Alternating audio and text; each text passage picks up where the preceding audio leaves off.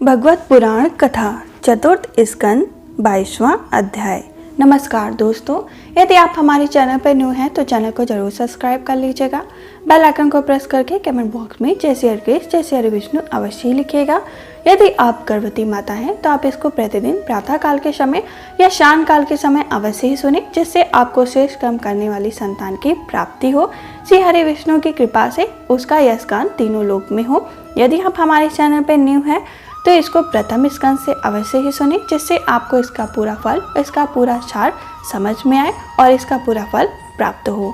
हमारा 22वां अध्याय जो यहाँ से प्रारंभ होता है। जय श्री हरिकृष्ण। महाराज पृथु को सनक आदि का उपदेश। श्री मैत्री जी कहते हैं, जिस समय प्रजाजन परम पराक्रमी पृथ्वीपाल पृथु की इस प्रकार प्रार्थना कर रहे थे, उसी समय वहां सूर्य के समान तेजस्वी 4 मुनीश्वर आए। राजा और उनके अनुचरों ने देखा तथा पहचान लिया कि वे सिद्धेश्वर अपनी दिव्य कांति से संपूर्ण लोगों को पाप मुक्त करते हुए आकाश से उतरकर आ रहे हैं।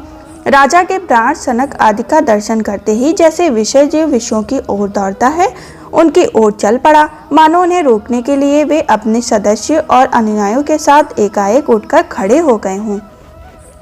जब वे मुनिगण अर्ध स्वीकार कर आसन पर विराज गए, तब शिष्ट प्राणी पृथु ने उनके गौरव से प्रभावित हो विनयवश गर्दन झुकाए हुए उनकी विधिवत पूजा की। फिर उनके चरण को अपने सिर के बालों पर छिड़का। इस प्रकार शिष्ट जनों ने आचरण कर दिया। पालन करने के उन्हें यही दिखाया कि सभी सत्पुरुषों को ऐसा व्यवहार करना चाहिए। सनक आदि मुनीश्वर भगवान शंकर के भी अग्रज थे। सोने के सिंहासन पर वे ऐसे सुशोभित थे जैसे अपने अपने स्थानों पर अग्नि देवता। महाराज पृथु ने बड़ी ही श्रद्धा और संयम के साथ प्रेम पूर्वक उनसे कहा। पृथु ने कहा, मंगल मूर्ति मुनीश्वर, आपके दर्शन तो योगेश्वरों को भी दुर्लभ है। मुझसे ऐसा क्या पुण्य हो गया जिससे स्वतः आपका दर्शन प्राप्त हुआ, जिस पर ब्राह्मण अथवा अनुचरों के सहित श्री शंकर या विष्णु भगवान प्रसन्न हो। उसके लिए इस लोक में और परम लोक में कौन कौन सी वस्तु दुर्लभ। इस प्रकार दृश्य प्रपंच के कारण महत्व आदि यद्यपि स्वर्गत्य हैं, तो भी वे सर्वसाक्षी आत्मा को नहीं देख सकते। इसी प्रकार यद्यपि आप समस्त लोकों में विचरते रहते हैं, तो भी अनाधिकार लोग आपको नहीं देख सकते। जिनके घरों में आप जैसे पूज्य पुरुष उनके जल, तृण, पृथ्वी, गृह स्वामी अथवा सेवक आदि किसी अन्य पदार्थ को स्वीकार कर लेते हैं, वे गृहस्थ धनहीन होने पर भी धन्य हैं। जिन घरों में कभी भगवान की परम पवित्र चरणों के छोटे पद भी नहीं पड़े, वे सब प्रकार की रिद्धि सिद्धि से भरे होने पर भी ऐसे वृक्षों के समान हैं कि जिन पर सांप रहते हैं। मुनीश्वर, आपका स्वागत है। आप लोग तो बाल्यावस्था से ही मुमुक्ष के मार्ग का अनुसरण करते हुए एकाग्रचित ब्रह्मचर्य महान व्रतों की बड़ी श्रद्धा पूर्वक आचरण कर रहे हैं। स्वामी, हम लोग अपने कर्मों के वशीभूत होकर विपत्ति के क्षेत्र में इस संसार में पड़े हुए हैं। केवल इंद्रियां संबंधित भोगों को ही परम पुरुषार्थ मान रहे हैं। सो क्या हमारे निस्तारण की भी कोई उपाय है? आप लोग कुशल प्रश्न करना उचित नहीं, क्योंकि आप निरंतर आत्मा में ही रमण करते हैं। आप में यह कुशल है और यह अकुशल है, इस प्रकार की वृत्तियां कभी होती ही नहीं। आप संसार नल से संसप्त जीवों पर परम सुहृद, इसलिए आप विश्वास करके मैं यह पूछना चाहता हूँ कि इस संसार में मनुष्य का किस प्रकार सुगमता से कल्याण हो सकता है। यह निश्चय है कि जो आत्मवान धीर पुरुषों में आत्मा रूप से प्रकाशित होते हैं, उपासकों के हृदय में अपने स्वरूप को प्रकट करने वाले, वे आजन्मा भगवान नारायण अपने भक्तों पर कृपा करने के लिए आप जैसे सिद्ध पुरुषों के रूप में इस पृथ्वी पर विचरण कर रहे हैं। श्री मैत्री जी कहते हैं, राजा पृथु के ये युक्ति युक्त गंभीर परिमय और मधुर वचन सुनकर श्री संत कुमार जी प्रसन्न हुए और कुछ मुस्कुराते हुए कहने लगे। श्री संत कुमार जी ने कहा, महाराज, आपने जब कुछ जानते हुए भी समस्त प्राणियों के कल्याण की दृष्टि से बड़ी ही अच्छी बात पूछी। सच है कि साधु पुरुष वृद्धि ऐसी ही हुआ करती है। सत्पुरुषों का समागमन श्रोता और वक्ता दोनों ही अभिमत होता है, क्योंकि उनके प्रश्नोत्तर सभी का कल्याण करते हैं। राजन, श्री मधुसूदन भगवान के चरण कमलों के गुणगान वेद में अवश्य आपकी अविचल प्रीति है। हर किसी को इसका प्राप्त होना बहुत ही कठिन है, और प्राप्त हो जाने पर यह हृदय के भीतर रहने वाले वासना रूप मल को सर्वथा नष्ट कर देती है, जो और किसी उपाय से जल्द नहीं छूटता।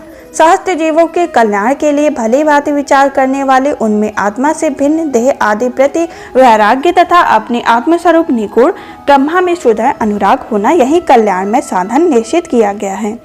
शास्त्रों का यह भी कहना है कि गुरु और शास्त्र के वचनों से विश्वास रखने के, भगवत धर्मों का आचरण करने से, तत्व ज्ञान से ज्ञान की निष्ठा, योगेश्वर श्री हरि उपासना से, नित्य प्रति पुष्पकणी से, भगवान की पावन कथाओं को सुनने से, जो लोग धन और इंद्रिय के भोगों से ही रत हैं, उनकी गोष्ठी में प्रेम न रखने से, उन्हें प्रिय लगने वाले पदार्थों का आसक्ति पूर्वक संग्रह करने से, उनमें भगवत पुराण मृत का पान करने के सिवा अन्य समस्त आत्मा में ही संतुष्ट रहते हुए एकांत सेवक प्रेम रखने से, किसी भी जीवों को कष्ट न देने से, निवृत्त निष्ठा से आत्महित का अनुसंधान करते रहने से, श्रीहरि पवित्र चरित्र रूप श्रेष्ठ अमृत का अवसादन करने से, निष्काम भाव से यम नियमों का पालन करने से, कभी किसी का निंदा न करने से, योग क्षेम के लिए प्रयत्न न करने से, शीतोष दंडों के सहन करने से, भक्तजनों के कानों को सुख देने वाले श्रीहरि के गुणों का बार बार वर्णन करने से और बढ़ते हुए भक्तिभाव से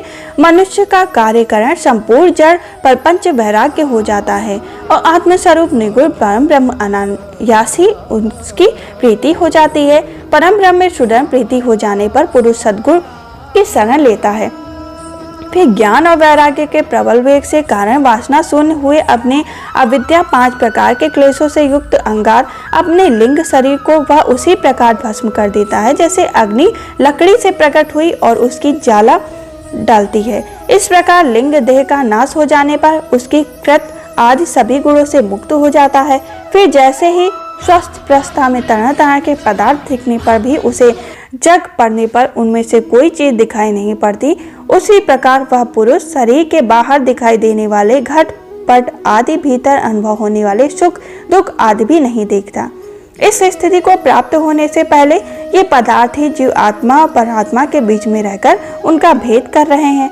जब तक अंतःकरण उपाधि रहती है तभी तक पुरुषों की जीवात्मा इंद्रिय के विषय और इन दोनों का संबंध भी रखती हैं।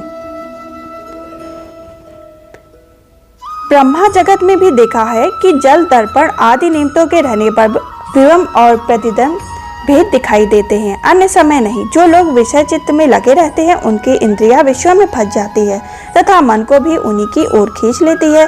फिर तो जैसे जलाशय के तीर पर उगे हुए कुश आदि अपनी जड़ों से उसका जल खींचते रहते हैं, उसी प्रकार वह इंद्रिया शक्ति मन बुद्धि आदि विचार शक्ति को क्रमशः हर लेती है।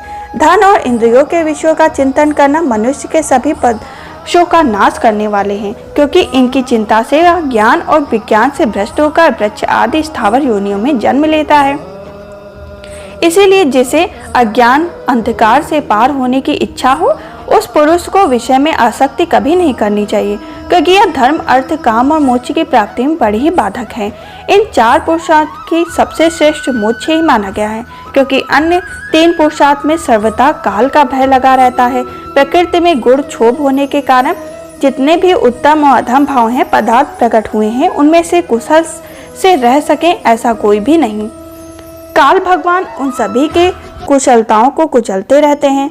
अतः राजन, जो शिव भगवान देह इंद्र प्राण बुद्धि और अहंकार से आवृत सभी स्थावर जगम में प्राणियों के हृदय में जीव के नियामक अंतर्यामी आत्मा रूप से सर्वस्व साक्षात प्रकाशित हो रहा है, उन्हें तुम वन में ही हूँ ऐसा जानो।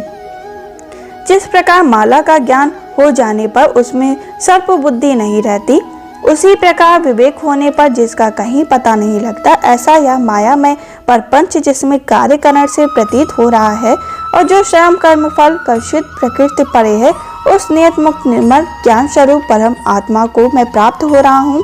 सब महात्मा जिनके चरण कमलों के आलिंगन छिटकाते हुए छठा स्मरण कर कर अहंकार रूपी हृदय ग्रंथि को कर्मों से गठित है, इस प्रकार छिन्न भिन्न कर डालते हैं कि समस्त इंद्रियां प्रत्याहार करके अपने अंतःकरण निवश्य करने वाले सन्यासी भी वैसा नहीं कर सकते। तुम उन सर्वश्रेष्ठ भगवान वासुदेव का भजन करो। जो लोग मन और इंद्रिय रूप मार्गों से भरे हुए इस संसार सागर को योग आदि दुष्कर साधनों से पार करना चाहते हैं, उनका उस पार पहुंचना बहुत कठिन है, क्योंकि उन्हें कार्य धारण रूप से हरि का आश्रय नहीं है। अतः तुम जो भगवान के आराधनी चरकमलों को नाका बनाकर अनायास ही इस दुस्तर समुद्र को पार कर लोगे। श्री मैत्री जी कहते हैं, विदुर जी, ब्रह्मा जी के पुत्र आत्मज्ञानी संत कुमार जी ने इस प्रकार आत्म तत्व का उपदेश पाकर महाराज पृथु ने उनकी बहुत प्रशंसा करते हुए कहा। पृथु ने कहा, भगवान दीनदयाल श्री हरि ने मुझ पर पहले से ही कृपा की थी, उसी को पूर्ण करने के लिए आप लोग पधारे। आप लोग बड़े ही दयालु हैं। जिस कार्य के लिए आप लोग पधारे हैं उसे आप लोग अच्छी तरह संपन्न कर दिया। अब इसके बदले में आप लोग क्या दूं? मेरे पास तो शरीर और इसके साथ कुछ है ही नहीं। वह सब महापुरुष ही पहला प्रसाद है। ब्राह्मण, प्राण, स्त्री, पुत्र, सब प्रकार की सामग्री भरा हुआ भवन, राज्य, सेना, पृथ्वी और कोष, यह सब कुछ आप ही लोगों का है। अतः आपके ही श्री चरणों में अर्पित करता हूँ। वास्तव में तो सेनापति, राज्य, दंड विधान और संपूर्ण लोकों में शासन का अधिकार तो वे शास्त्रों के ज्ञाता ब्राह्मणों को ही है। ब्राह्मण अपना ही खाता है, अपना ही पहनता है और अपने ही वस्तु का दान भी देता है। दूसरे क्षत्रिय आदि तो उसकी कृपा से अन्न खाने को पाते हैं। आप लोग वेद के परम ग्रामी अपने अध्यात्म तत्व का विचार करके हमें निश्चित रूप से समझा दिया कि भगवान के प्रति इस प्रकार अभेद भक्ति उनकी उपलब्धि का प्रधान साधन है। आप लोग परम कृपालु हैं तथा अपने दिनों पर कर्म से सर्वथा संतुष्ट रहते हैं। आपके इस उपकार का बदला कोई नहीं दे सकता, उसके लिए प्रयत्न करना भी अपनी हंसी कराना है। श्री मैत्री जी कहते हैं, विदुर जी, फिर आदिराज पृथु ने आत्मज्ञानियों से श्रेष्ठ सनक आदि की पूजा की और वे उनके शील की प्रशंसा करते हुए सब लोगों के सामने ही आकाश मार्ग से चले गए। महात्माओं ने अग्रमय महाराज पृथु उनसे आत्मोपदेश पाकर चित्त की एकाग्रता से आत्मा में स्थित रहने के कारण अपने कृतकृत सा अनुभव करने लगे। वे ब्राह्मण बुद्धि से समय, स्थान, शक्ति, न्याय और ध्यान के अनुसार सभी कर्म करते थे। इस प्रकार एकाग्रचित समस्त कर्मों का फल परमात्मा को अर्पण करके आत्मा को कर्मों का साक्षी एवं प्रकृति से अतीत देखने के कारण वे सर्वथा निर्लिप्त रहे। जिस प्रकार सूर्यदेव संपन्न प्रकाश करने पर भी वस्तुओं के गुण दोष से निर्लिप्त रहते हैं, उसी प्रकार सार्वभौमिक साम्राज्य लक्ष्मी से संपन्न और गृहस्थ आश्रम में रहते हुए भी अंगार शून्य होने के कारण वे इंद्रियों के विषयों में आसक्त नहीं होते। इस प्रकार आत्मनिष्ठ में स्थित होकर सभी कर्तव्य कर्मों का यथोचित रीति से अनुष्ठान करते हुए उन्होंने अपनी भार्या अर्ची के गर्भ से अपने अनुरूप 5 पुत्र उत्पन्न किए। उनके नाम विजयश्व, धूमकेश, हर्ष्य, द्रविड़ और वृक्त थे। महाराज पृथु भगवान के अंश थे। वे समय समय पर जब जब आवश्यक होता था जगत के प्राणियों की रक्षा के लिए अकेले ही समस्त लोकपालों के गुण धारण कर लिया करते थे। अपने उदार मन, प्रिय और हितकर वचन, मनोहर मूर्ति और सौम्य गुणों के द्वारा प्रजा का रंजन करते रहने से दूसरे चंद्रमा के समान उनका राजा यह नाम सार्थक हुआ। सूर्य जिस प्रकार गर्मी में पृथ्वी का जल खींचकर वर्षा काल में उसे पुनः पृथ्वी पर बरसा देता है तथा अपनी किरणों से सबको ताप पहुंचाता रहता है, उसी प्रकार करुणा से प्रजा का धन लेकर उसे दुष्ट आदिकाल के समय मुक्त हस्त से प्रजा के हित में लगा देते थे तथा सब पर अपना प्रभाव जमाए रखते थे। वे तेज में अग्नि के समान दुर्यंत, इंद्र के समान अज्ञेय, पृथ्वी के समान क्षमाशील और स्वर्ग के समान मनुष्यों की समस्त कामनाओं को पूर्ण करने वाले थे।